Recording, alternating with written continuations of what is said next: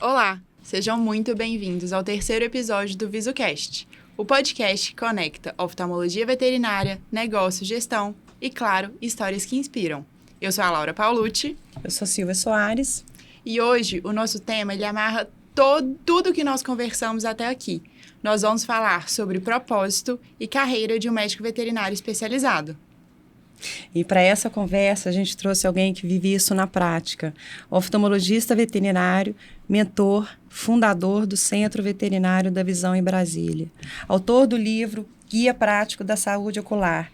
É um apaixonado por ajudar colegas a crescerem com coragem e propósito. Seja muito bem-vindo, Dr. Mário. Obrigado, Seja muito obrigado. Muito bem-vindo. Obrigado pelo convite, é um prazer estar aqui com vocês, uma honra, na verdade, né?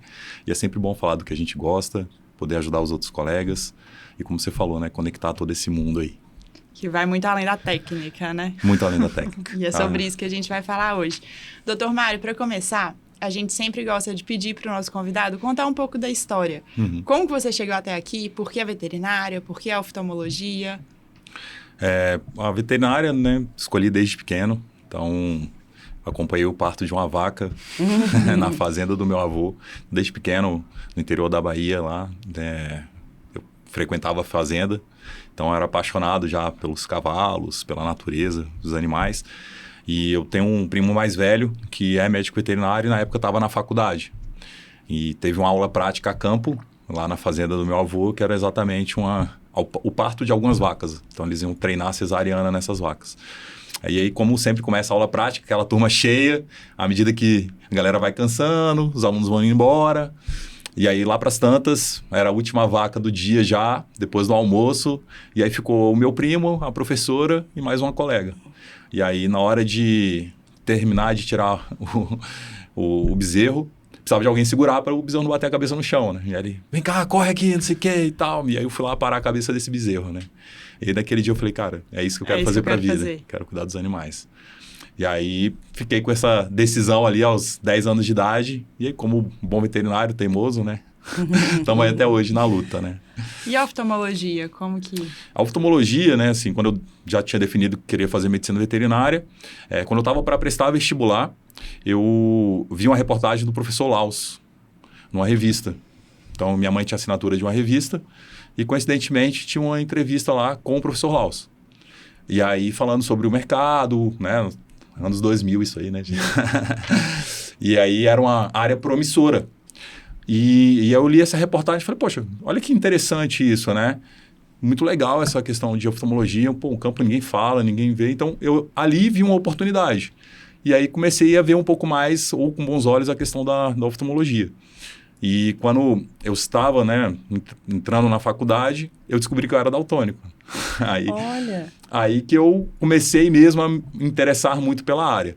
Ao mesmo tempo, quando eu chegava na faculdade, comentava com meus colegas, pô, eu quero fazer oftalmologia. Eu falava, você é maluco? Ninguém faz. Como assim? Você vai fazer oftalmologia? Que, tipo assim, cara maluco, né? Uhum. E aí, eu sendo daltônico, eu falei, cara, eu acho que eu não vou conseguir, porque eu vou ter muito mais dificuldade para entender algumas coisas. Será que vai me atrapalhar em ser um bom oftalmologista e tal? E aí tudo, acho que assim, eu acredito muito em Deus, né? Eu acho que as coisas não acontecem por acaso. E coincidentemente, na minha faculdade, foi contratada uma professora que era orientada do professor Laus, que mexia com cirurgia, que era uma área que eu amava, e com oftalmologia. E aí eu, óbvio, colei nessa professora lá.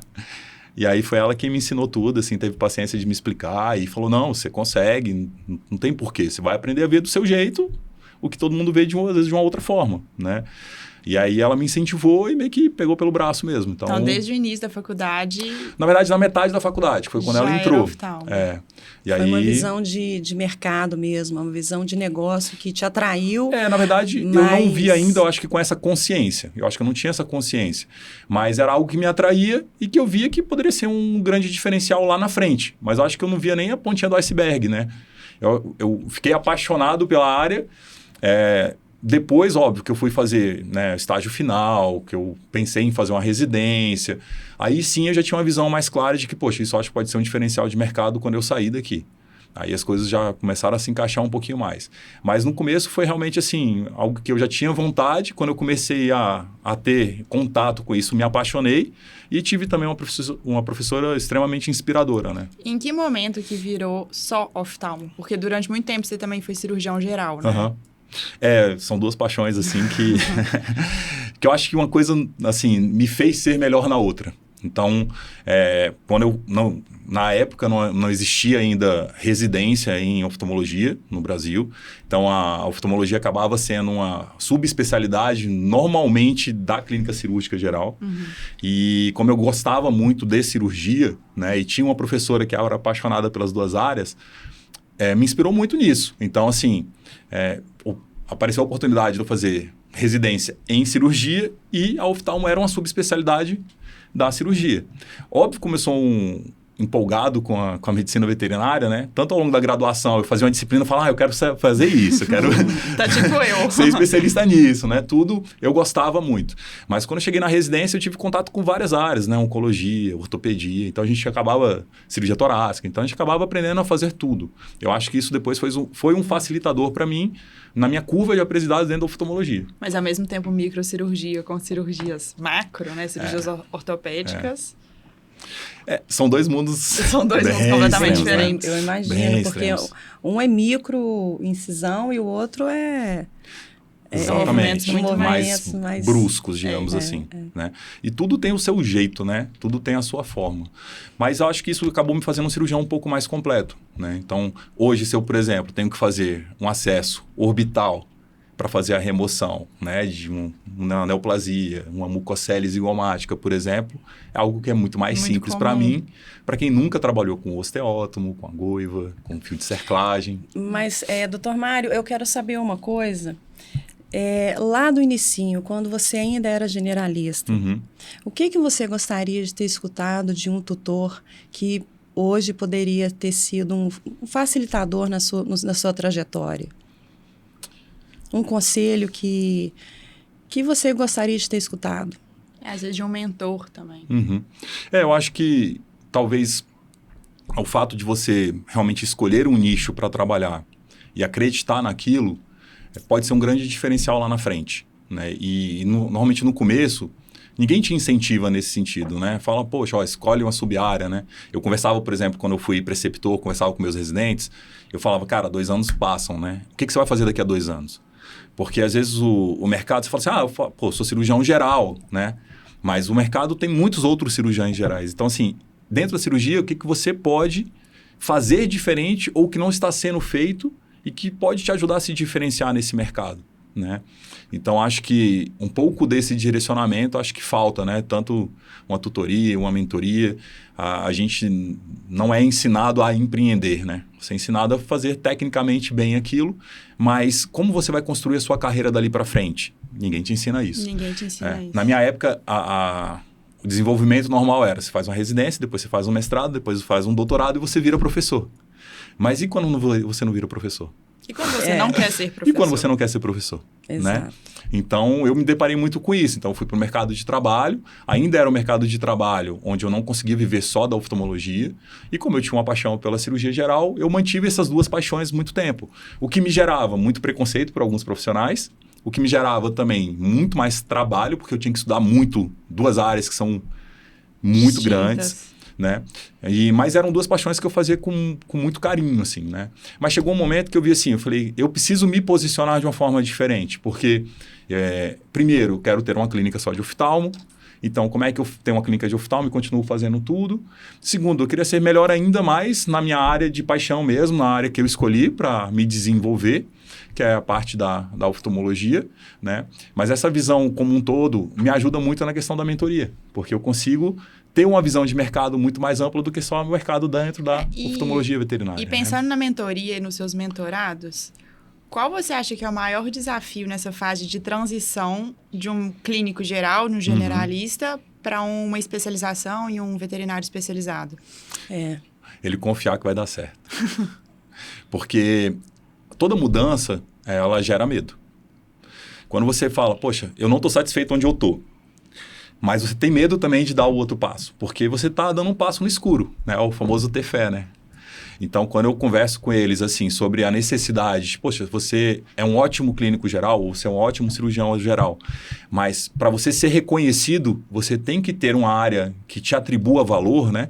Que você possa se diferenciar ainda mais naquilo e sem tirar toda essa bagagem que você teve, porque isso vai te ajudar demais, né? Que a gente estava falando, o fato de eu ter feito residência em cirurgia me ajudou demais a ser um ótimo oftalmologista, né?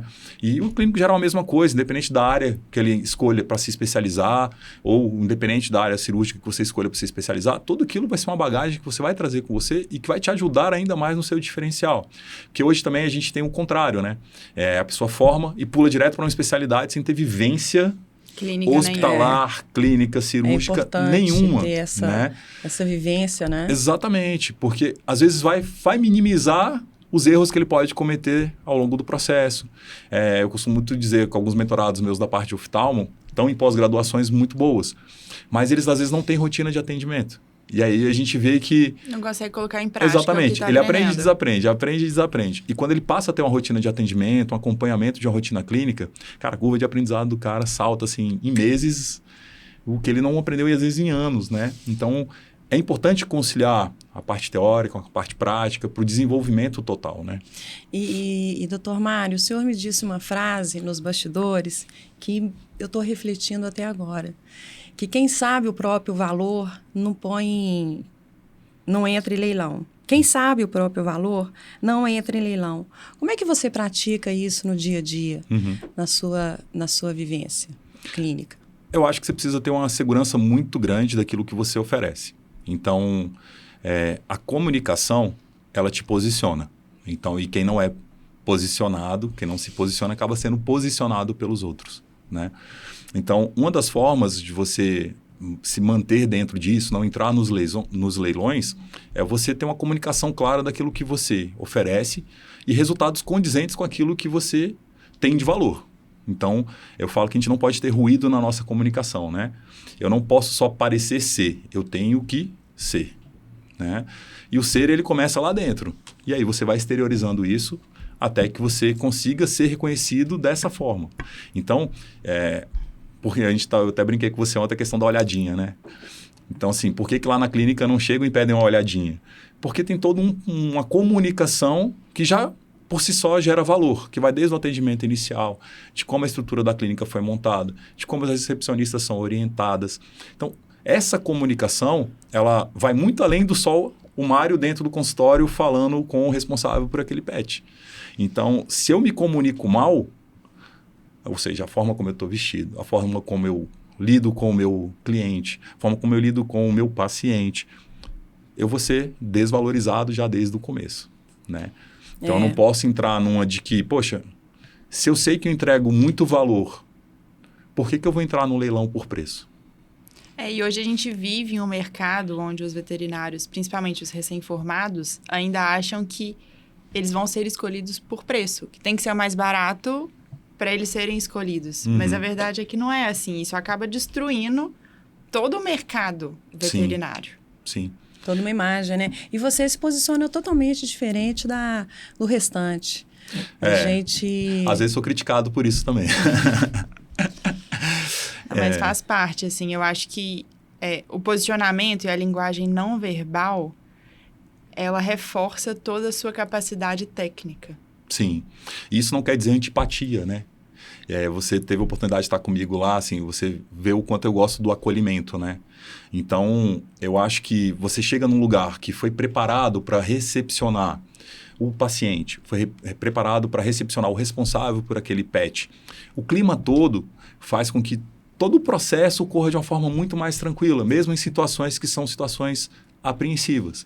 Você imagina o tutor chegar lá com um paciente que está, às vezes, com o olho para fora, naquele desespero. Aí, eu tô lá emburrado, chateado, descabelado. Não dá. Não dá. Ele precisa ser acolhido naquele momento, né? Eu falo que a gente precisa muito do CEP, né? Todo veterinário precisa de um CEP, né? Que é comunicação, empatia e profissionalismo. Então, ele precisa comunicar bem com esse tutor, ele precisa se posicionar bem para ser valorizado, ele precisa ter empatia, ele precisa se colocar no local daquele tutor. O que ele está sentindo naquele momento, o desespero que ele pode estar sentindo. Você imagina, se fosse o meu cachorro com o olho para fora, né? Se fosse o meu filho com o olho para fora, né? E profissionalmente a gente tem que estar sempre preparado para oferecer o melhor. Isso de empatia é muito importante, porque acaba que vira rotina para o médico veterinário oftalmologista. Sim. Esse não foi o único cachorro que você viu chegando dessa forma. Exatamente. Então, a gente não pode esquecer que para aquela pessoa é o 100%. Por Sem mais dúvida. que para você não seja. Sem dúvida. É o individualizar, né? Exato. Então, assim, o cuidado, ele tem que ser individualizado. Da mesma forma que não existe receita de bolo dentro da oftalmologia para nada, né? Então, toda úlcera eu vou tratar do mesmo jeito? Não. Porque eu também tenho que lembrar que tem um responsável por aquele pet. Então, eu preciso entender qual que é a necessidade que ele tem, qual que é o contexto, muitas vezes, familiar que ele tem. Como que eu posso adaptar o meu tratamento à realidade daquele tutor também, né? Porque se eu falo assim, você tem que pingar o colírio de hora em hora. Mas ele não fica em casa. E às vezes ele não fica em casa. Então, como que é esse contexto? Então, se eu não conversar com ele, se eu não der essa abertura, às vezes ele vai chegar 2, 3 dias depois e falar, doutor, eu fiz o colírio 2 vezes ao dia. Aí você vai ficar puto, porque o tratamento não está dando certo, vai ficar puto com ele, mas ao mesmo tempo você também não entendeu qual que é o contexto onde ele está inserido, qual que é a realidade daquele tutor, né? Eu fiz uma cirurgia recente de uma paciente super querida, a Lilica, que era bem isso, a tutora não ficava em casa. Então ela saía às 8, voltava às 18. Minha paciente que teve uma perfuração ocular, então precisava de um cuidado intensivo. Então o que ela fazia? Ela ia de manhã, deixava a paciente com a gente na clínica, ia para o trabalho, voltava no final do dia, pegava levava para casa. E a Lilica já tomou conta da clínica, né? Ficava na recepção, subia na mesa. Mascote, né?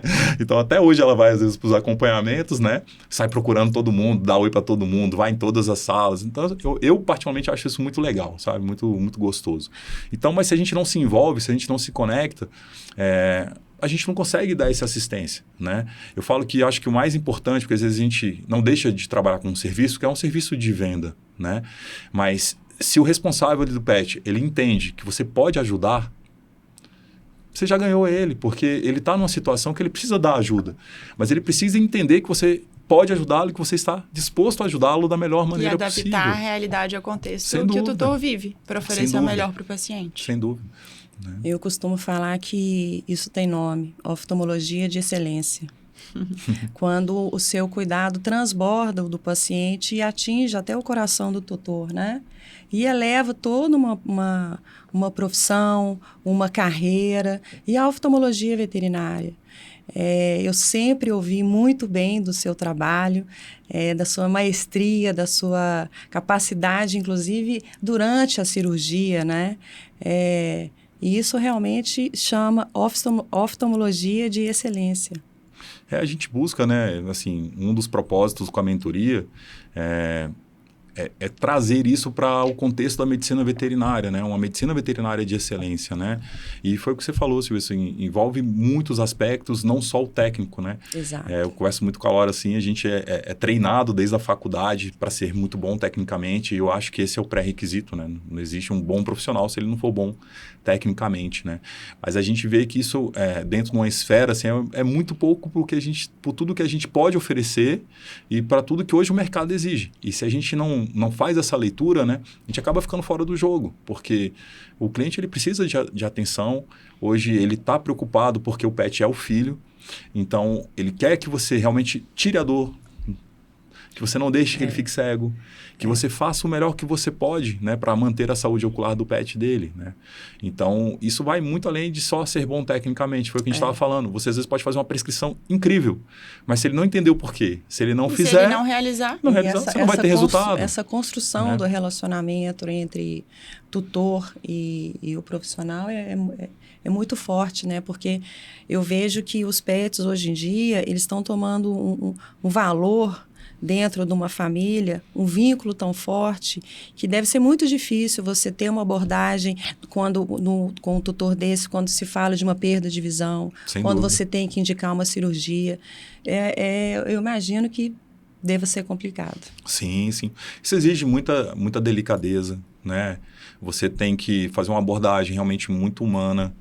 Você também tem que esgotar todas as possibilidades de diagnósticos diferenciais antes de decretar realmente um quadro de cegueira permanente, né? Ele tem que entender que você vai lutar o máximo possível para tentar restaurar o que for dessa visão ou a possibilidade que você tem para restaurar essa visão.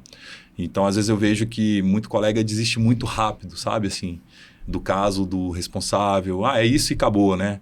calma, vamos respirar, será que é só isso mesmo? O que eu posso fazer de diferente? Será que eu não tenho um colega que pode me auxiliar nesse caso e que eu posso trazer algo de diferente para o meu paciente? Então, às vezes eu não tenho uma resposta na hora que eu falo, poxa, é um caso mais complexo, é um caso mais difícil, mas eu vou correr atrás para ver o que eu posso fazer de diferente para esse paciente. Estudar, de fato, esse paciente, o caso desse paciente. Estudar. E, doutor Mário, a gente já comentou aqui por alto sobre a mentoria. Eu queria entender melhor como ela funciona. Sei que tem um nome, que é Mentoria do Falcão. Visão do Falcão. Visão do Falcão. Conta Bacana. pra gente como ela funciona. É personalizada? É por turma? Funciona em ciclos? A mentoria, ela veio um pouco dessa ideia, às vezes eu conversando com alguns colegas, né? E aí um amigo falou isso, cara, você tem que botar a visão do falcão mesmo, cara, que o falcão é aquela ave de rapina, né? De caça, que tá vendo à frente, que tá... E é uma visão muito... aguçada, né? Refinada. E que realmente está no topo da cadeia, né? E aí, dentro disso, eu estruturei um método que eu chamo de método alfa, né? Que é o alfa, aquele que é o líder, aquele que está à frente, aquele que quer realmente estar posicionado. Né? E a gente trabalha 4 pilares em cima disso, né?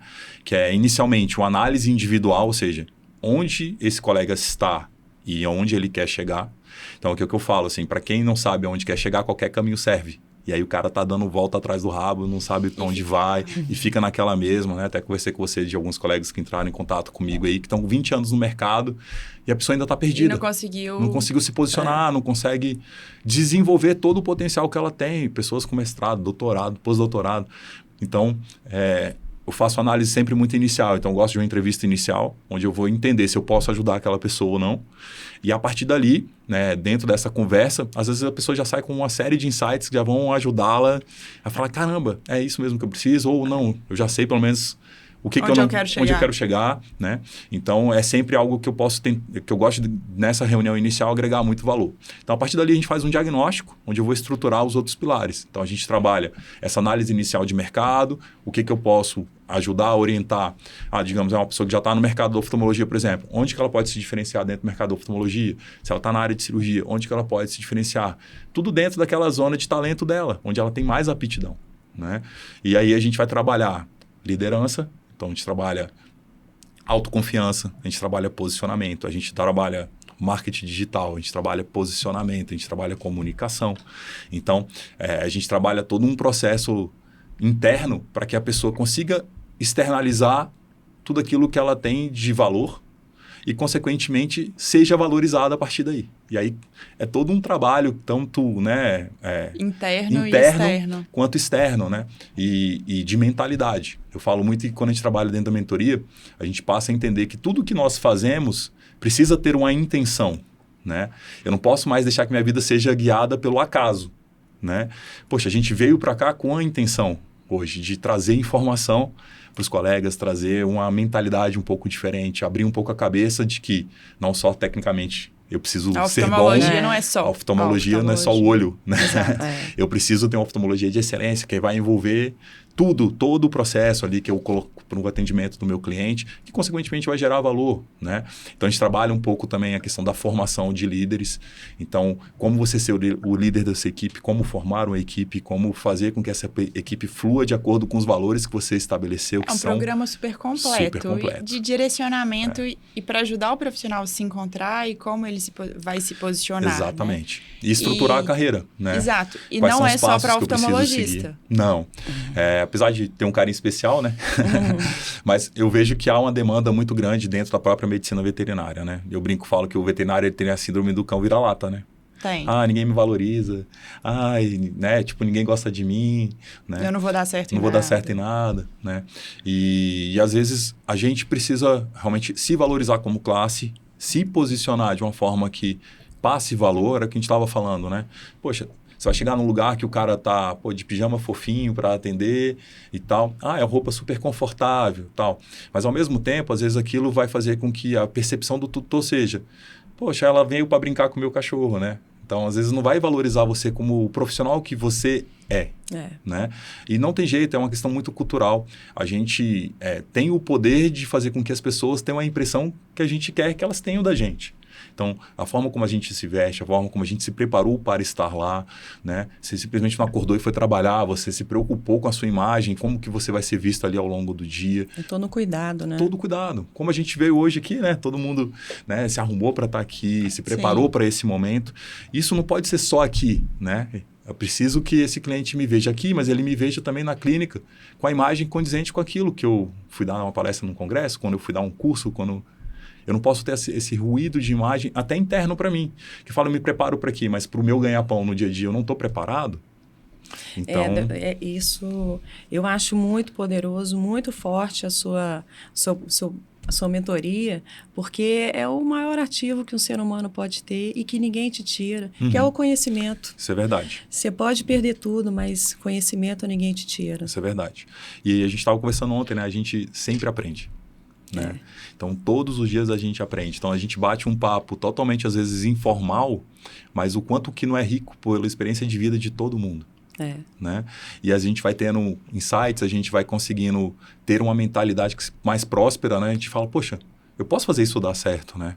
Eu não posso ter que sofrer tanto assim dentro de uma profissão que é tão linda, que as pessoas amam tanto os animais e não vão amar os profissionais que cuidam.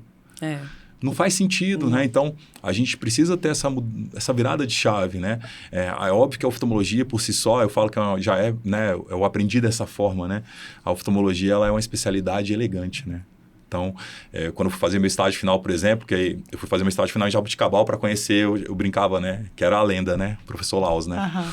E aí a minha professora, você vai com o sapato engraxado, você vai com a roupa branca, mas impecável, né? A barba feita. Então, assim, foi uma pessoa que me moldou, sabe? Assim, então, hoje eu acho que às vezes a gente fica com muito medo de orientar alguém, né?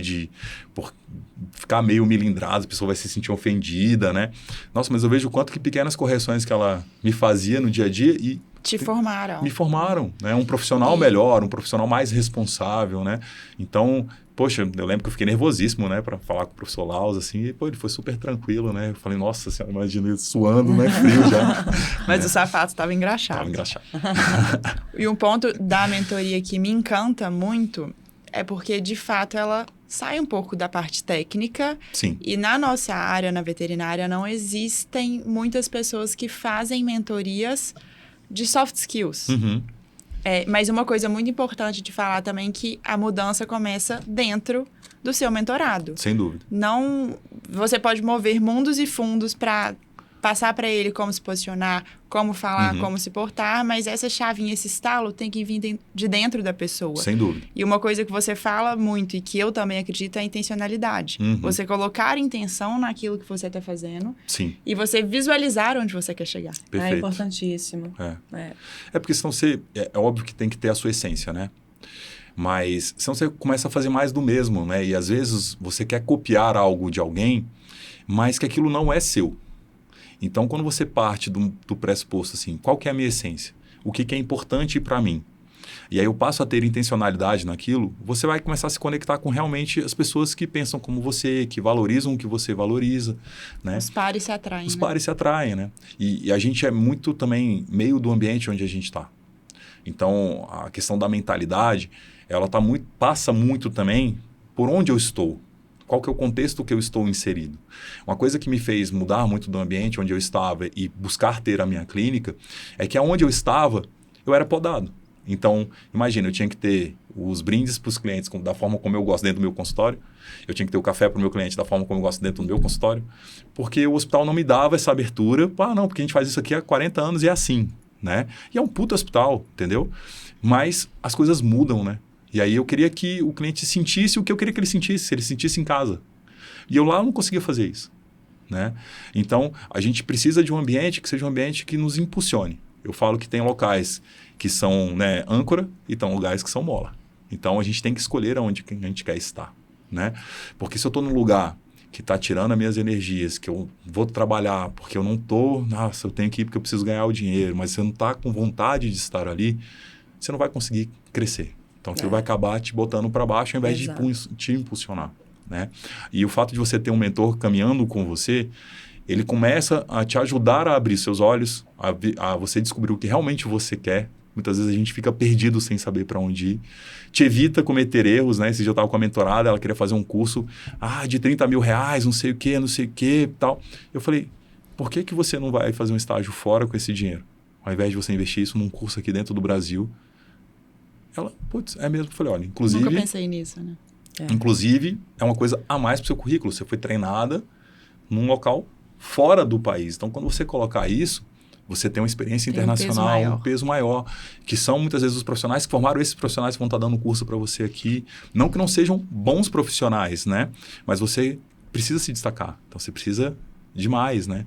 Então, são coisas que a vida foi ensinando para a gente vai ajudando para que eles possam ter alguns atalhos e que cometam o mínimo de erro, né? Ou não cometam os erros que nós cometemos muitas vezes, né? Que quebramos a cara ali sem ter alguém para nos ajudar, né? É o que a gente estava conversando um pouco do curso, né? Do Facovet, né? Exato. Que eu brinquei com você, eu falei, pô, se eu queria ter tido esse curso, teria me poupado muita coisa. Né? Muita quando coisa. Você fala de mola e âncora, o Facovet veio para ser mola, né? Sem dúvida. Para impulsionar dúvida. novos profissionais. Eu sou muito suspeita de falar sobre esse projeto, porque me orgulha. Eu fico encantada com o que a Visu construiu ao lado de um time tão extraordinário. Eles realmente compartilharam o aprendizado de anos de experiência num curso realmente espetacular. E que me faz também lembrar do início de tudo. Sim. De quando meu pai, Dr. Emir Soares, fundou a Medfacos e para produzir produtos de excelência. Mas de nada adiantava ele ter o produto se o outro lado da ponta não sabia manusear. Perfeito. E foi naquele momento que ele aprendeu e teve um insight de que era preciso compartilhar e educar os colegas. Sem dúvida. Então, ele teve essa generosidade e essa visão falcão de negócio. Não, mas é isso mesmo, né? A gente vê que se preocupar com todo o processo, com todo o ecossistema, né? Ele vai fazer com que todas as engrenagens girem de uma forma muito melhor, mais rápida e mais eficiente, né? Então, assim, eu também fiquei encantado com o projeto, fiquei encantado com o programa do curso, né? A gente vê que é um time que está coeso, né? A gente fala que quando a gente quer ir rápido, a gente vai sozinho, né? Mas a gente quer chegar mais longe, a gente tem que ir acompanhado. Né? Então, pessoas ali que têm uma bagagem incrível, com o coração aberto para ensinar e, principalmente, querer transferir conhecimento. Né? Isso Exato. E claro que a gente sabe, né? Para catarata, a parte prática é fundamental. Mas quando você tem uma base teórica sólida, bem consolidada, conectada e que faça sentido, a prática se torna muito mais fácil. Sem dúvida. Algo que tenha início, meio e fim. Exato. E que haja uma comunicação, né? Entre os professores para que o processo todo possa fluir da melhor maneira possível. Uma troca de experiência entre a medicina humana com a medicina veterinária, que é algo que a gente faz constantemente, né? A gente, quando está começando, principalmente, a aprender a parte da catarata, a gente tem muito menos material disponível para a gente na medicina veterinária do que se tem na medicina humana. Né? Sim. Então, a gente faz esse conhecimento correlato, né? E tem um professor com um gabarito que vocês conseguiram colocar e com a vontade de ensinar, né? Porque, assim, isso, para mim, transpareceu na live, né? O Dr. Fábio é uma referência mundial no tratamento do glaucoma e referência também em catarata. Perfeito. E ter ele no time do Facovet, ele trouxe toda essa bagagem, experiência da área humana. De quem já formou mais de 250 anos. A veterinária. E uma coisa também interessante é porque o Brasil é muito grande, né, doutor Mário? Sim. Você imagina pessoas que moram distante, que moram longe e que queiram se aprofundar e levar uma oftalmologia para a sua região. Sem Como dúvida. que essa pessoa tem acesso a um curso? Sem dúvida. Se não for dessa forma, dificilmente ela vai conseguir. Né? E quantos pacientes não vão se beneficiar disso? Exato. Né? Porque a pessoa conseguindo ter a formação, depois é muito mais fácil ela ter uma mentoria, um profissional que vá lá para operar. Exato. Né? É muito mais fácil você ter que... A gente acelera o processo. Você ter que achar um profissional que consiga ir até regiões mais distantes para operar, é muito mais fácil do que você trazer 100 cachorros de um local distante para serem operados num centro que fica a 300, 400 quilômetros de distância. Então, se você ajuda nesse processo todo para essa cadeia começar a girar, porque às vezes um colega como esse, ele vai começar a acompanhar um profissional bom, daqui a pouco ele se interessa mais ainda pela área, ele vai perdendo o medo, vai querendo aprender mais, daqui a pouco ele mesmo está realizando o procedimento, né? Sim. E quando a gente fala em catarata, a gente conecta todos os pontos que a gente conversou até aqui agora, né? Uhum. Porque é técnica, é confiança, empatia pelo tutor. Sem dúvida. A responsabilidade com o paciente. Sem dúvida. Como que você enxerga a catarata hoje dentro do serviço de oftalmologia? Porque, na minha opinião, ela é a mais desafiadora no sentido de expectativas criadas pelo tutor. Sim. Eu acho que isso tudo você tem que alinhar. A gente tem que alinhar a nossa expectativa, que a gente sempre quer o melhor para o nosso paciente. Então, a gente, óbvio, queria que todas as cirurgias dessem certo sempre, em todas as situações, né? É sempre um desafio você ter que lidar com um caso tão delicado assim, né? A gente vê o quanto hoje a interação visual dos pets com os seus tutores, ela é importante. Então, quando o paciente chega a perder a visão, o quanto que isso impacta na qualidade de vida dele, e você ter um pouco esse poder, né, de restaurar isso, de restaurar esse vínculo, é uma coisa que emociona, né? Quando a gente vê, né? Então, assim, eu tenho várias situações, assim, de, às vezes, terminar o procedimento, quando a gente vai entregar o paciente, e às vezes ele já tem uma resposta funcional em relação ao tutor, o dia seguinte da cirurgia, aquele tutor já feliz, porque o paciente já passou a fazer coisas que ele não fazia antes, né? Não tem preço, né? Então, a gente cria uma expectativa muito grande e os tutores também criam uma expectativa muito grande. Tudo que a gente pode fazer nessas situações é o quê? Fazer todos os testes possíveis que estão a nosso alcance para minimizar a chance de complicação. A gente sabe que em algumas situações isso vai acontecer. A cirurgia de catarata é muito dependente também do grau onde a gente opera. Hoje, pela melhora dos equipamentos, pela melhora da técnica, dos insumos, das lentes, a gente consegue ter resultados melhores e mais duradouros. Previsíveis. Mais previsíveis, né? Então, isso faz com que a gente consiga obter resultados melhores. E óbvio que tem todo um pós-operatório. Então, a gente precisa do cuidado, dos colírios, né? Que a gente estava conversando um pouco antes, né? A questão da prevenção do autotraumatismo, né? Então, é um paciente que vai depender muito do oftalmologista dele e vai depender muito do tutor, do responsável. Na mesma proporção que é desafiadora, ela é gratificante. Exatamente. E para mim está muito claro, quando se tem um propósito, não é o destino, é o caminho que se percorre todo dia, né? Todo dia. Você ter essas entregas e se alimentar dessas conquistas, Sim. te move, sem dúvida. Te faz ir além. Sem dúvida. E buscar excelência sempre, né? Durante muito tempo, assim, quando os casos que a gente quer que deem certo não deem certo, a gente tem uma tendência muito grande a se punir, né? Porque hoje a gente vive num mundo onde parece que tudo é perfeito, né? Todo mundo só posta o que dá certo, todo mundo só posta o lado bom, né? E muitas vezes as pessoas não compartilham os desafios, né? Então, quando a gente tem profissionais dispostos a falarem, poxa, ó, acontece comigo também, né? Já aconteceu comigo também. Como é que eu vou conduzir isso aí, né? Qual que é a melhor forma de conduzir? Você começa a entender aonde você pode minimizar suas falhas. Hoje, óbvio, com a experiência, a gente tria muito melhor os pacientes e consegue dar um direcionamento muito mais assertivo para os tutores no sentido de prognóstico. Então, eles entendem que alguns casos são mais complicados do que outros. Eles entendem se eles querem ou não querem tentar mesmo assim. Então, a gente consegue ter outras opções que a gente não tinha há muito tempo atrás. Porque a catarata é uma doença. Então, assim, é a principal causa de glaucoma. Então, é o que eu converso com meus tutores. Assim, se a gente deixar lá, em algum momento a gente vai ter problema. Ela não vai ficar lá sem causar problema para o olho. Então, se a gente optar por não operar, eu falo a gente, né? Porque eu acho que é uma decisão em conjunto, né? Sim. Então, do responsável conosco, né?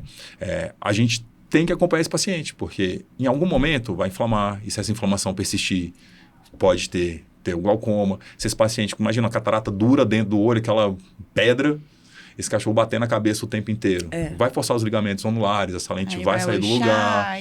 Então, em algum momento vai ter problema, né? Tem um artigo que fala assim, os pacientes não operados, eles têm 25 vezes mais chance de complicação do que aqueles que são operados, né? Então, assim, mesmo em situações, às vezes, onde o prognóstico não é tão bom, a cirurgia acaba sendo indicada porque a gente tem que o prognóstico seria pior. Exatamente, se a gente deixasse ela lá, né? Como foi a sua primeira cirurgia de catarata? Sozinho? Por faco? Por faco. Cara, minha primeira cirurgia de catarata por faco foi a melhor cirurgia possível. Sério? Sério? Não ficou Sério. nervoso? Como é que foi Fiquei domar? nervoso, mas como era uma catarata mais imatura, uma catarata mais tranquila, a cirurgia correu tão bem, que eu me empolguei, assim, de um tanto, que eu falei, cara, por que eu não fiz isso antes?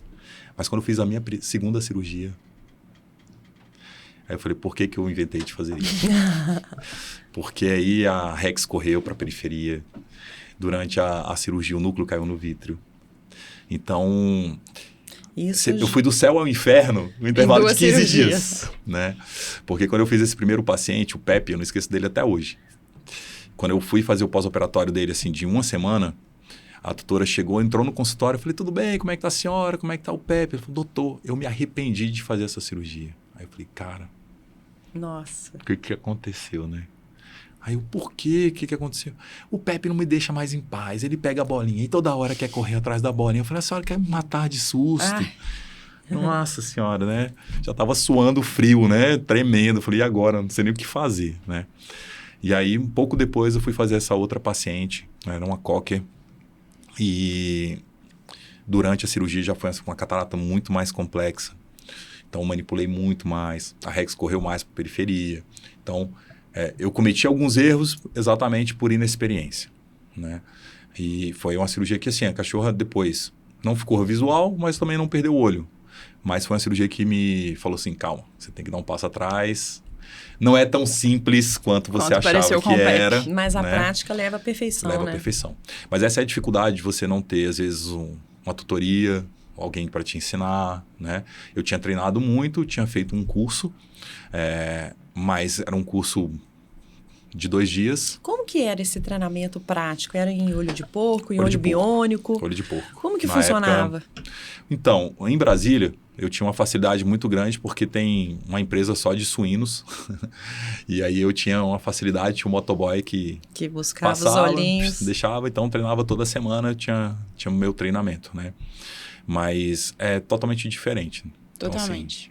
Então, assim, bota o olho do porco no micro-ondas para você induzir uma fazer a catarata. A cápsula é diferente das que a gente pega. Primeiro você pega uma cápsula fibrosa pra caramba, cheia de aderência, e você fala, uai, cadê o porco que estava aqui, né? Então, é óbvio, né? Dá para você ter uma ideia, mas... treino é treino, jogo é jogo, né?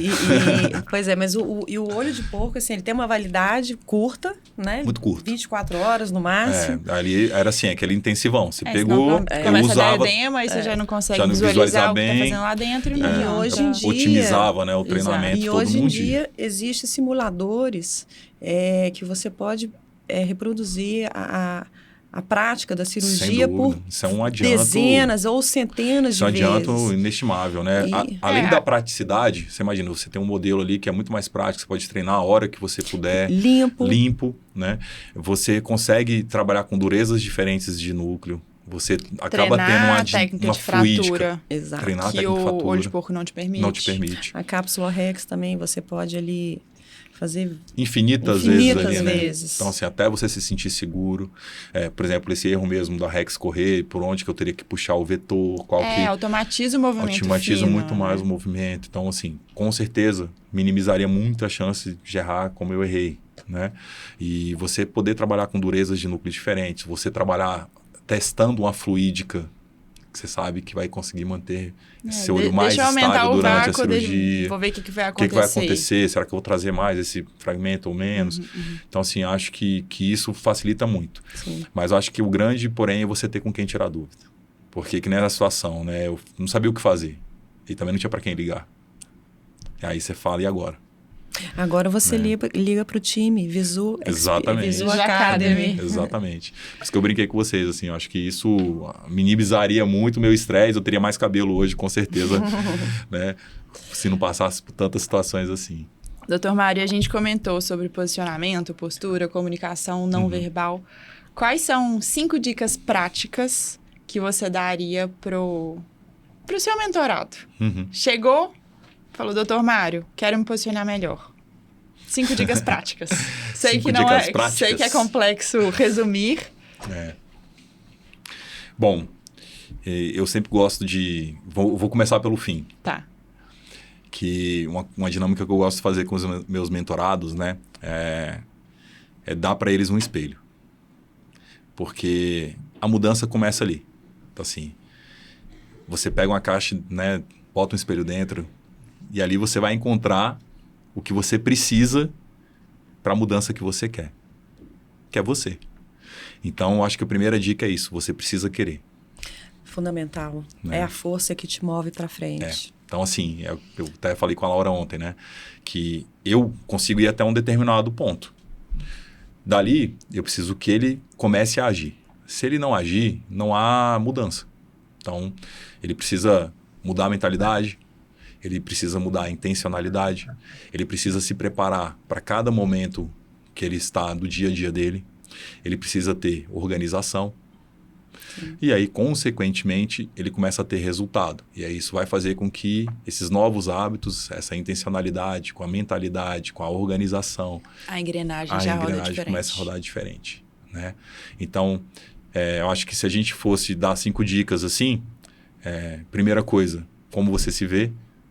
Segunda coisa, aonde você quer chegar. Terceira coisa, tenha um propósito claro. Porque o propósito não pode ser o dinheiro. Então, meu propósito com a mentoria é o quê? Ajudar colegas médicos veterinários a descobrirem qual é o seu propósito, né? A diferença que eles podem fazer, né? Porque o propósito nos move. Então, o dinheiro pode chegar a um ponto que você ganhe tanto que você precisa de uma motivação para acordar no outro dia. E não vai ser o dinheiro, porque o dinheiro você já tem, né? Então, acho que talvez se a gente fosse pegar a mente aí dos principais milionários... O que move os caras em si não é o dinheiro. É o desafio, é a construção. É a construção, é o processo, é o propósito, é o caminho, é o resultado que você gera. Então, assim, o que você vai impactar na vida do seu paciente sendo esse médico veterinário que você quer ser? Ser o melhor médico veterinário possível. Né? Essa oftalmologia de excelência. Né? Exatamente. E agora, doutor Mário, eu queria falar sobre um tópico que me fez virar sua fã. Quando eu visitei sua clínica lá em Brasília, eu já te disse isso outras vezes, a forma como você cuida dos seus pacientes e dos seus tutores, desde o momento que eles entram na sua clínica. Toda essa experiência do cliente, que não é por acaso, ela foi pensada nos mínimos detalhes. Qual que é a importância que você enxerga nisso? De onde você tirou essa ideia? E como que você conseguiu colocar isso em prática? Porque entendo que numa clínica e acaba sendo uma empresa, todo mundo que está ali dentro tem que trabalhar com o mesmo propósito, com os mesmos objetivos. É um reloginho suíço, né? Exato, não depende só de você. Criar toda essa experiência. Algumas coisas a gente vai amadurecendo ao longo do tempo, né? A minha motivação da clínica, como eu comentei com vocês, era que eu achava o hospital onde eu trabalhava muito frio. Então, eu tinha muita dificuldade do cliente, muitas vezes, ser bem atendido. E isso me incomodava. Às vezes, eu chegava na recepção, eu dava bom dia para as recepcionistas e elas estavam no celular e tal. E eu passava, elas nem sabiam que eu estava no hospital, porque elas estavam olhando o WhatsApp, estavam nas redes sociais. E quem entrou, não entrou. E eu já, por diversas vezes, vi, né, meus clientes passando pela mesma situação, né? Então, eu comecei a estudar mais e a observar mais. Então, hoje todo lugar que eu vou, eu observo o atendimento. Né? Então, é uma coisa que me chama sempre muito a atenção. E isso vai desde o supermercado que você vai, ou até o cara da feira, até no local de mais alto nível que a gente possa frequentar, né? Então, o que eu... Sempre quando eu pensei no Centro Veterinário da Visão, o que estava claro para mim? Que eu queria que o cliente se sentisse em casa. Então, eu queria um ambiente que fosse acolhedor, eu queria um ambiente que o pet se sentisse bem, sem cara de hospital, e que ele chegasse ali como se fosse para uma conversa, como se estivesse visitando um amigo. Então, as profissionais que trabalham comigo na recepção já estão comigo há muito tempo, então elas já sabiam do meu jeito, da forma como eu gosto de que os clientes sejam tratados. E aí foi mais fácil embutir um pouco mais essa cultura, porque elas compram a ideia, elas gostam disso também. Então, elas gostam de conversar com os clientes. Então, elas gostam de estar lá e, às vezes, é um caso que está complicado e aí você está com a agenda um pouco mais atrasada. elas conseguem interagir bem com os clientes, então elas são muito elogiadas quando a gente faz as mensagens de feedback, então, desde o atendimento da recepção e tal. Então, isso tudo faz com que a máquina flua de uma forma mais tranquila, né? É porque, na verdade, o que vai fidelizar o cliente não é, de fato, Só o que profissional. você fez, Isso. mas como ele se sentiu Sem dúvida. quando ele estava na sua Acolhido. clínica. Isso veio muito da minha própria experiência negativa com muitos médicos, né? Onde eu frequentava. Que às vezes você vai pelo médico ser muito bom, mas você fala, cara, se eu tivesse outra opção, eu não vim aqui. Porque você não é bem recepcionado, você não é bem atendido. E eu falo a questão do cuidado, né? Preenche isso aqui, daqui a pouco eu te chamo, né? E você senta lá, e aí a pessoa, será que ela tá lembrando de mim? Você não sabe, né? A pessoa... Pô, lá eu faço questão que as meninas chamem os pets pelo nome, os tutores. A ficha clínica, tem a foto do pet. Todo esse cuidado. Doutor Mário, eu acho isso tão poderoso. Eu lembro exatamente o dia que a Laura voltou em Belo Horizonte e falou, Silvia, eu conheci uma clínica incrível, que atendimento, que cirurgião, que mãos, que técnica, que maestria. E eu... tô louca para conhecer a sua clínica lá em Brasília. Vamos, Laura. Tá mais do que convidada. Tá mais do que convidada. E tem um cappuccino lá que faz sucesso. Eu brinco com a Laura que eu tenho alguns clientes que ficam brincando comigo na recepção, né? E falam, não, doutor, você até que é bom, mas esse cappuccino aqui... Aí ele fala, se faltar o cappuccino, eu já não garanto se eu volto. E tem alguma dica prática, assim? Eu vou pedir número de novo, mas 3 dicas práticas de experiência do cliente para quem está escutando ou assistindo a gente, independente de ser oftalmologia ou não. Eu acho que assim, quando você se preocupa em fazer com que aquele cliente se sinta bem, você tem que buscar o máximo possível individualizar aquela experiência. Então, o que a gente estava falando, você chamar o pet pelo nome, é como se você estivesse chamando o filho da pessoa pelo nome, né? Então, acho que isso é uma dica bem interessante. Respeito, né? Respeito ao seu paciente. Pontualidade. Né? Então, assim, o nosso tempo, ele não é maior ou melhor do que o de ninguém. Então, uma coisa que a gente sempre busca também, óbvio que a gente está lidando com a área de saúde, existem casos mais complicados do que outros, né? Mas, às vezes a gente vê, por exemplo, médicos aí marcam pacientes a cada 10 minutos e o cara chega com 1 hora de atraso para atender aquela fila de espera. Então, esses detalhes fazem muita diferença, né? E o acolhimento. Então, assim, acho que você focar na experiência do teu cliente, trazer o melhor para o pet dele, naquilo que você pode ofertar de melhor seu, tecnicamente falando, né? Não tem como você não fidelizar esse cliente. Ele vai sentir que você se preparou para aquele momento e que é importante para você tanto quanto é para ele, né? Que ele precisa do seu atendimento, mas que você quer ter ele como cliente, né? Então, eu falo muito isso lá com os meus mentorados, falo isso muito para as meninas, assim. Cliente novo é sempre bom, é sempre importante, mas o mais difícil é você manter clientes por muitos anos. Sim. Porque aí é uma escolha, né? Porque às vezes ele te conheceu por uma necessidade. Cara, eu preciso de um oftalmologista em Brasília, todos viajaram, só tem um tal do Mário. Eu vou ter que ir lá. Outra coisa é ele escolher ir até você. Então, eu estou num local que não é um local no centro. Então, eu não estou no plano piloto, não estou localizado no centro da cidade. E ali no centro, o meu cliente ele tem várias opções. E às vezes o cliente ele vai andar 40 minutos para ir, 40 minutos para voltar, porque ele quer ser atendido por mim. Então, isso não tem preço. Né? Então, por quê? Porque para ele, a experiência trouxe tanto valor, ele sabe que eu vou estar com ele tanto do começo ao fim, que ele fala, cara, isso para mim é pouco. Eu vou até onde eu preciso ir, porque eu sei que lá eu vou ser bem atendido, vou ser bem acolhido, eu vou ter, né, a minha necessidade atendida. E eu falo que a recepção é o grande gargalo da maior parte das clínicas. Então, assim, se eu tivesse que dar uma dica prática ali para quem tem, começa por ali. Quem que é a pessoa que normalmente é menos valorizada dentro do contexto? A recepção. E é quem você mais precisa. Onde tudo começa. E tudo... A rapidez em responder um WhatsApp, a falta de vontade ou não com que aquela pessoa vai estar. Então, ela tem que entender... dela com o tutor, né? Ela tem que entender que ela faz parte de todo o processo. Então, é o que eu falo com os meninos lá. A gente faz reuniões de ajustes. Eu falo para eles assim, eu estou aqui para escutar, porque tudo que vocês acharem, porque vocês estão na linha de frente, que a gente pode melhorar, eu quero ouvir de vocês, porque eu estou dentro do consultório. Às vezes eu vou ter uma percepção que às vezes é diferente do que vocês estão tendo ali. Não, Mari, a gente precisa melhorar o sofá porque para o pet não está legal, a gente precisa, né, melhorar isso, aquilo. Teve uma cliente que deu uma nota 4 para a gente, né? Aí, o Quatro, atendimento com foi a ótimo, 10? 4 estrelas, Ah. de 5.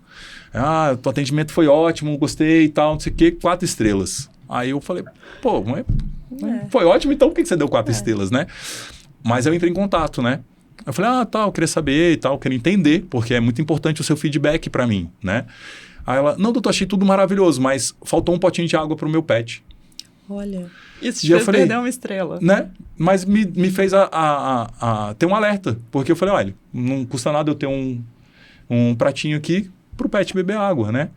E então, assim, esses feedbacks, né? É óbvio que a gente quer sempre o melhor, né? Feedback possível, né? E graças a Deus a gente mais acerta do que erra. Mas a gente sempre manda uma mensagem, a gente quer saber como foi a experiência, porque se a gente quer excelência, a gente tem que estar disposto também a ouvir críticas, né? Sim. E sugestões, porque eu falo, se ela não quisesse voltar, ela não falaria nada. Não, né? Mas o fato dela ter falado, chamou a gente a atenção para uma coisa que a gente às vezes não tinha percebido. Poxa, ela achou que vale a pena ter algo. Então hoje a gente tem um pratinho lá. E essa mentalidade é o que te diferencia no mercado mesmo. Até porque hoje você tem uma empresa, você tem a sua própria clínica. E quando a gente é gestor de qualquer negócio, mas falando de clínica especificamente, você tem o pilar da gestão do negócio. Sim. De precificação, de vendas, de fazer todas essas engrenagens rodarem.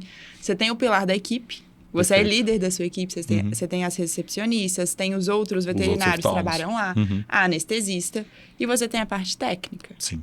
Além do cuidado com o seu paciente, com o seu cliente.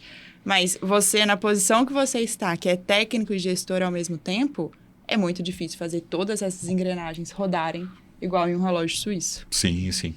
Eu acho que assim, eu fico feliz pela equipe que a gente tem e eu acho que isso ajuda muito. Acho que você tem que ter pessoas alinhadas também com o seu perfil de trabalho, né? E que comprem a ideia e se sintam parte do processo. Eu acho que isso é fundamental.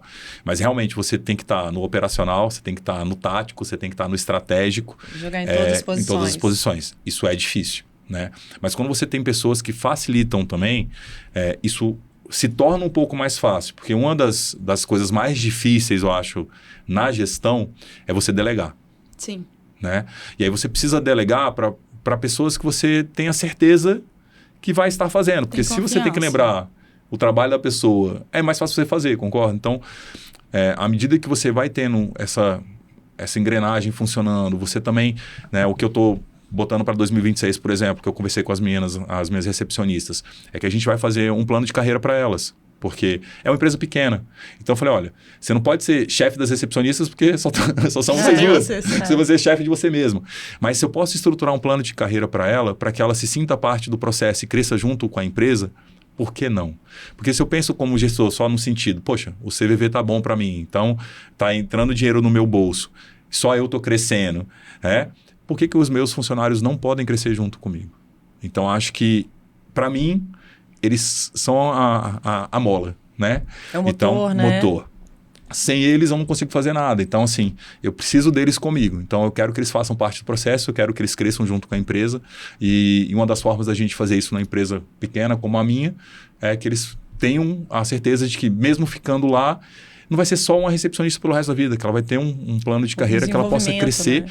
Porque eu falo assim, é muito melhor eu ter uma recepcionista comigo há 20 anos, ganhando bem, e sabendo exatamente o trabalho que ela pode fazer e evoluindo dentro daquele trabalho, do que ter uma pessoa ali que está desmotivada.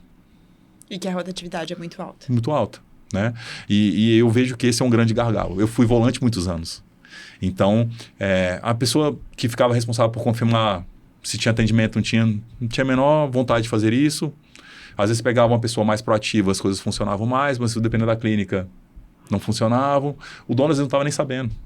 Né? Se foi confirmado, não foi confirmado, quantas viagens você não vai até a clínica, chega lá, doutor, desmarcaram a consulta, né? E você tem sido avisado, né? Então, ali eu acho que é o coração, sabe? Então, durante muito tempo eu achava que o coração da clínica era o centro cirúrgico. E eu vejo que não, é a recepção. Isso vale para qualquer especialidade. Eu consigo sentir que o coração da sua clínica é o propósito que você entrega ali todo dia. Você inspira. Você é realmente uma pessoa diferenciada. Eu consigo sentir daqui a sua energia em fazer diferença. Que bom. E é isso também, a Visu também compartilha um pouco desse... São os valores alinhados, né? Exato. Eu falo que eu acho que eu sou um entusiasta, assim, né? Falo aquele romântico, né? Apaixonado pelo que faz, assim. E eu gosto muito de pessoas, né? Então, é fora um pouco da curva da veterinária. Às vezes a galera quer ir pra veterinária porque não gosta de gente, né? E eu vejo que, cara, quando você junta os dois mundos ali, você consegue... ser, né, tratar bem o responsável por aquele pet, da mesma forma amar bem o pet que está indo ali para o seu atendimento. As coisas vão se alinhando, né? Porque ele também se sente acolhido, ele sente que o pet dele é acolhido. Óbvio que o foco é no animal de estimação dele, né? Mas se ele chega lá e eu falo assim, se eu posso transformar o dia daquela pessoa um pouquinho melhor, eu vou fazer de tudo para que isso aconteça. Seja trazendo conforto para o animal de estimação dele, seja às vezes com um abraço que eu posso dar naquele cliente que está lá e que às vezes está precisando. Sim. E às vezes chega lá para desabafar com a situação que está passando pela filha, e às vezes eu posso aprender com aquela experiência, ou às vezes eu posso dar a minha experiência para ele, né? Então, eu tenho vários clientes que eu conheci, adolescentes que hoje estão com filho, né? Olha só que bacana, né? Eu brinco, já estou na 3ª geração daquela família, né? Cuidei do cachorro dos pais, dos filhos, e agora tá já tem as criancinhas indo junto, né? Para consulta. E às vezes o pai chega apreensivo, pai de primeira viagem, ou vai ser pai, né? Eu tenho 3 filhas, né? 3 meninas, imagina. E eu falo, não, calma. O pai, né? Fica desesperado, fala, não, as filhas são super grudadas com os pais, curte o momento. E assim, e é muito legal, eu gosto muito dessa parte, assim. Eu falo, se eu pudesse que cada consulta minha durasse 3 horas, eu... Duraria. Eu adoro histórias, assim, inspiradoras, do jeito que a gente gosta. Agora, Laura, vamos para aquele momento... Pro bloco final. Para aquele tenso. Pro tenso. Tenso? Vamos pro bate-bola? Um bate-bola, perguntas rápidas, respostas rápidas. A gente vai testar as suas habilidades. Um valor que guia a sua vida profissional. Amor. Um hábito que te ajuda a manter o foco. Um hábito que me ajuda... Exercício físico. Boa. Importante. Se você pudesse colocar um outdoor na frente de todas as clínicas veterinárias, o que estaria escrito nesse outdoor? Pergunta difícil. Na frente de todas as clínicas... Catarata tem cura? Acho mais profundo. Aqui você encontra o que você precisa. Que seja restabelecer a visão do seu pet, que seja amor, que seja carinho, atenção. Cuidado. Cuidado, responsabilidade. Cuidado. E um livro? Um livro, uma frase ou uma pessoa que te inspira? Olha, livro, existem muitos. Eu gosto de ler muito. Até por causa da mentoria, eu tenho lido cada vez mais, né? Porque são várias habilidades diferentes que a gente tem que desenvolver e passar. Mas o livro que me guia é a Bíblia. O mais poderoso de todos. Ali você encontra tudo para a vida. Todas as respostas, né? Então, assim, eu não começo o meu dia sem a palavra de Deus. Então, por melhores que sejam os livros, né? E eu acho que o livro vai depender muito do momento onde aquele profissional está passando. Mas se eu pudesse, óbvio, cada um tem sua religiosidade, a sua fé e tudo. Mas esse é o livro que me rege. Tecnicamente, dentro da medicina veterinária, se eu fosse indicar um livro para quem está começando e quer fazer que abre um pouco a cabeça e quer um diferencial de mercado, eu indicaria Estratégias do Oceano Azul. Esse livro, assim, é um livro bem legal. Eu estou fazendo até uma releitura dele para medicina veterinária dentro do nosso contexto. Então, é um e-book que eu estou terminando. E que ele traz eu sempre dou o exemplo mais clássico quando eu falo disso na mentoria. Eu falo isso para todos os meus mentorados. Eu tô ficando velho, provavelmente já falei com eles várias vezes em relação a isso, né? Mas é uma sacada que é bem legal, é que o livro traz um exemplo que eu acho que é o exemplo mais clássico, assim, que é uma visão de mercado, que a gente ou vai para o Oceano Vermelho, que é aquele mar onde está todo mundo, né, navegando, ou a gente busca navegar por um mar de possibilidades, que é o Oceano Azul. E ele traz um exemplo muito clássico, que é a questão do circo. E aí traz como exemplo o circo tradicional, que é aquele circo que a gente conhece da minha época, da sua época, né, Silvia? Sim. Talvez a Laura tenha ido menos ao circo, né? Do circo de Solé. Totalmente diferente. Então, ele mostrando que ambos são circo, Mas olha como é que a percepção de valor é totalmente diferente. Então, o cara teve uma visão do circo, que você tem que ter transporte, você tem que ter o melhor mágico, você tem que ter o melhor, né, ilusionista, você tem que ter, às vezes, animais que hoje já não são permitidos, para proporcionar uma experiência cobrando um ingresso de R$20, R$30. Ou você pode transformar aquilo em um espetáculo. Você mudou o ambiente, você botou um auditório, um teatro, você trouxe profissionais de sincronizado. time sincronizado, né? e uma experiência diferente que agregou um valor 10, 100 vezes mais, às vezes, do que era o outro. Então, é mais ou menos isso que a gente precisa fazer dentro da medicina veterinária. Por que eu preciso ir atrás de todo mundo onde todo mundo está indo, né? Eu vou dar um exemplo lá de Brasília, por exemplo. Quantos laboratórios clínicos a gente tem lá que fazem a parte de hematologia, a parte geral? Muitos. Deve ter, chutar por baixo aqui, 15, 20. Quantos fazem análises hormonais? Nenhum. Então, por que eu preciso lutar no mercado que já tem 15 laboratórios, se eu posso criar um laboratório que só faz análise hormonal, que vai ser suporte para esses outros 15? Então, isso é a estratégia do Oceano Azul, é você pensar um pouco fora da caixa, onde que eu posso criar uma demanda. Inovar. Quando eu comecei, por exemplo, eu fui o primeiro oftalmologista de Brasília a fazer volante. E aí, eu trabalhava dentro de uma clínica inicialmente especializada, essa clínica foi vendida e eu comecei a fazer volante. E então, era uma oportunidade. Então, eu podia voltar a fazer cirurgia geral, Não, mas eu quis insistir em algo que estava começando naquela época, né? Então, essa é um dos pilares que a gente trabalha dentro da mentoria, que é exatamente você ver aonde que você pode nadar diferente de estar onde está todo mundo. É o que a gente estava falando dos booms, né? Começa as especialidades, agora o cara forma e já, quer ir para uma pós-graduação porque acha que vai ganhar dinheiro com isso e tal. Mas será que é o melhor caminho para ele no primeiro momento? Será que não vale a pena ele ter algumas experiências antes de definir até qual é o nicho que ele quer? Claro. Porque às vezes o cara quer escolher oftalmo porque ele acha que dá dinheiro. Mas vai dar dinheiro se ele amar aquilo, se ele se capacitar naquilo, se ele viver aquilo todo dia, respirar aquilo todo dia. Porque vai chegar uma hora que assim, eu estou há 20 anos na área e eu preciso estudar toda semana. Se eu não amar o que eu faço, eu não vou estudar. Não acreditar. E aí o que vai acontecendo? Eu vou me tornando um profissional medíocre. E aí a rotina leva à displicência. Aí você começa a ser displicente com seus pacientes, você começa a ser displicente com você. E aí não é isso que eu quero. Então, eu acho que é o que eu falo para meus mentorados. Escolha uma área que você tem aptidão, porque o último pilar da mentoria é exatamente o aprendizado contínuo. Então, você precisa saber onde buscar as informações, trazer sempre o que você tem, né, de mais moderno no mundo para os seus pacientes. Porque senão você vai chegar na minha idade, com 20 anos de experiência, e achar, eu já sei tudo, eu não preciso, porque eu sempre fiz assim, sempre deu certo. E hoje existem muitas outras opções do que eu tinha, por exemplo, quando eu estava na minha época de residência, né? Doutor Mário, o senhor hoje se sente uma pessoa realizada? Sinto, totalmente. A gente consegue ver isso pelos seus olhos. Fico feliz, assim, por tudo que eu fiz ao longo desse tempo, todas as experiências que eu tive, todas as pessoas que passaram, né, por mim.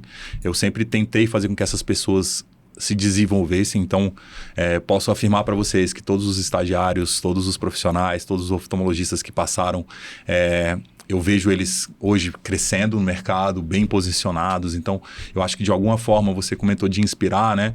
Eu acho que eu, como professor, sempre busquei isso, assim, de fazer com que aquele aluno eu pudesse tirar o melhor dele, sabe? Que ele saísse, seja do estágio, seja realmente da minha preceptoria, ou hoje dentro da mentoria, que ele saia muito melhor do que ele chegou, né? Então, isso é algo que me motiva, isso é algo que me deixa feliz, isso é algo que eu olho para trás, assim, eu falo, cara, se eu conseguir impactar um coração, se eu conseguir fazer com que aquela pessoa melhorasse de vida de alguma forma, exato. Eu fico feliz. E é exatamente isso também. E para finalizar, se o seu paciente, depois da cirurgia de catarata, que não enxergava nada, fez a cirurgia, abriu o olho e te visse, qual seria a primeira coisa que ele te falaria? Acho que é obrigado, né? Então, já pensei isso algumas vezes, né? Eu brinco às vezes com o cliente e falo, poxa, a primeira coisa que você vai ver é esse tio feio aqui, né? Mas eu acho que se ele pudesse falar assim, eu acho que seria isso. Obrigado. Por devolver minha Tô visão vendo. e minha qualidade de vida. Posso viver de novo, né? A gente vê assim, o paciente brincando, às vezes, na recepção, né? Eu tenho alguns pacientes que são meio bravos, né? Que perdem a visão, eles ficam totalmente vulneráveis, assim, né? Para de latir e tal. Tem uma paciente que eu operei recente, a Meg Maria, né? Que eu brinco, chamo ela de Dona Encrenca, né? Os tutores são incríveis, assim, foi um pós-operatório bem longo, paciente diabético, e assim, uma das coisas que é legal, que eu ouço ela latindo na recepção, né? Você já sabe que é já ela. sei que é ela, porque era uma coisa que ela não tinha parado de fazer, né? Aí eu falo com eles, assim, eu falo, né, a Dona Encrenca voltou, né, tá aí, né? Mas só de eu ouvir ela latindo, eu falo assim, cara, missão cumprida, né? A gente conseguiu fazer com que aumentasse demais a qualidade de vida daquele pet. Quando a gente consegue impactar a vida de pessoas assim, é extremamente gratificante, né? Demais. Eu já chorei lindo. com vários clientes, assim. É muito poderoso A gente isso. se emociona. Doutor Mário, muito obrigada por ter vindo até aqui, saído de Brasília para estar em Belo Horizonte. E, obviamente, Que isso, uma obrigado. lembrancinha para você levar um pedacinho de Minas para Brasília. Com certeza. Porque Olha assim só. como você pensa nos detalhes, a gente quis pensar naquele afeto, naquele cafezinho gostoso. Obrigado. Com um queijinho. Uma goiabada. Olha só Uma que- goiabada. Aquele carinho e afeto da Visu. Eu não tenho como agradecer. Assim, falei com a Laura, né? A gente se conheceu, acho que foi uma empatia, assim, né, Laura? Acho que questão de visão você alinhou, assim, muito engraçado, né? Acho que algumas pessoas a gente acaba sentindo, se conectando um pouco com a essência, né? E fiquei feliz demais de vocês terem pensado em mim, terem me feito esse convite, assim. Foi um prazer enorme estar com vocês. Muito obrigada. Eu que agradeço, A gente né? está muito Aprendo feliz. demais, assim, com todas as nossas conversas. A gente tem sempre trocado muitas figurinhas e vão surgindo novos projetos, vão surgindo novas oportunidades. Então, sempre contem comigo. O que eu puder fazer para ajudar ou qualquer forma que eu possa colaborar, é um prazer. Assim, é um prazer ver a Visu crescendo, é um prazer ver a Visu Academy surgindo, né? Podcast. Eu acho que vocês estão trazendo algo de muito valor, assim, que durante muito tempo não foi nem um pouco feito, tocado e se preocupado, né? Que é trazer algo que ninguém vai tirar desses profissionais, que é o que ele pode transformar a vida desses pacientes no dia a dia deles. Né? Porque a gente estava falando, tecnicamente, é fácil você formar profissionais. Agora, você formar pessoas, líderes, gestores, empreendedores, isso já é uma tarefa E tem muito certeza mais que difícil. esse papo nosso de hoje, não só sobre oftalmologia veterinária, vai impactar vários ouvintes, vários veterinários, e fazer com que eles saiam da zona de conforto, façam diferente, queiram mais, acreditem Ir no além. próprio trabalho. Ir além. Ir além. A gente acaba ficando muito na zona cega, né? A gente trabalha muito, a profissão exige muito da gente, tecnicamente, profissionalmente. E aí você já faz aquilo há alguns anos, você acaba não dando a devida importância aos detalhes, né? Você entra naquele ciclo do automático.